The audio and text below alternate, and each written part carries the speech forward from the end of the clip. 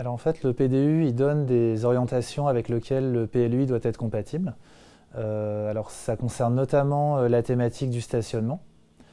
Et du coup, sur le stationnement, il y a vraiment eu un travail complètement conjoint entre les deux démarches, dans le sens où vraiment ça a été les mêmes groupes techniques, les mêmes commissions, les mêmes groupes d'élus qui ont travaillé sur cette thématique. Et du coup, il y a vraiment eu un travail totalement partagé entre PDU et PLUI sur le stationnement, qui a permis du coup d'élaborer l'ensemble de la stratégie stationnement du PDU.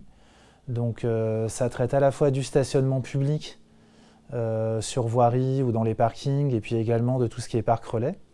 Et ça parle aussi de ce qu'on appelle le stationnement privatif, donc du coup les normes que l'on fixe dans le PLUI pour fixer le nombre de places de stationnement que les promoteurs doivent réaliser pour les constructions futures de logements, de bureaux, de commerces ou même d'autres destinations de construction.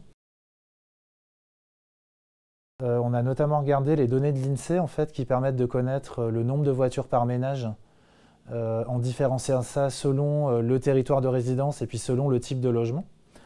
Donc là par exemple on voit le nombre de ménages, en fait, la part des ménages qui n'ont pas de voiture. Donc plus la carte, plus on va vers le rouge, plus la part des ménages sans voiture est élevée. Donc on voit vraiment ressortir notamment Grenoble, le centre-ville de Grenoble, plus largement le cœur dense de l'agglomération, le cœur métropolitain. On a regardé aussi par type de logement, parce que ça c'est assez intéressant. On voit qu'à chaque fois, finalement, pour les personnes qui habitent en logement social, il y a beaucoup moins de voitures par ménage que pour les personnes qui habitent en appartement non social.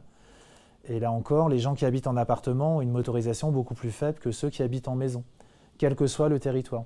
Donc du coup, ça, c'est vraiment des données qui ont servi de base en fait, pour élaborer les règles du PLUI par rapport à la question du logement.